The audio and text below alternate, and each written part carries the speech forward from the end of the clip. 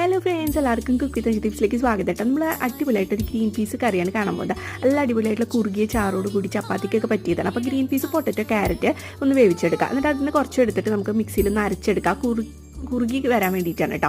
അത് കഴിഞ്ഞൊരു പാത്രം വയ്ക്കുക. അതിലേക്ക് വെളിച്ചെണ്ണ ഒഴിച്ചു കൊടുക്കുന്നു. അതിലേക്ക് സവാള ഇട്ട് കൊടുക്കുന്നു. സവാള അരിഞ്ഞത് ഇട്ട് കൊടുത്തിട്ട് അതിലേക്ക് നമ്മൾ പിന്നെ ചേർത്ത് കൊടുക്കുന്നതെന്ന് പറഞ്ഞാൽ കുറച്ച് കറിവേപ്പില ചേർത്ത് കൊടുക്കുന്നുണ്ട്. പിന്നെ ആവശ്യത്തിനുള്ള പച്ചമുളക് ചേർത്ത് കൊടുക്കാം. അത് കഴിഞ്ഞ് കുറച്ച് ഇഞ്ചി വെളുത്തുള്ളി പേസ്റ്റ് ചേർത്ത് കൊടുക്കുക. നന്നായിട്ടും സോഫ്റ്റ് ആയിട്ട് വരുമ്പോൾ അതിലേക്ക് തക്കാളി ചേർത്ത് കൊടുക്കാം.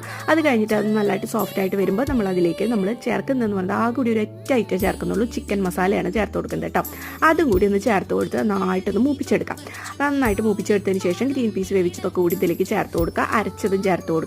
ആവശ്യത്തിനുള്ള ഉപ്പൊക്കെ നോക്കി അത് ചേർത്ത് കൊടുക്കുക. അതുപോലെ തന്നെ ആവശ്യത്തിന് വെള്ളം, ഗ്രേവിക്ക് വേണ്ട വെള്ളം ചേർത്ത് കൊടുക്കാം.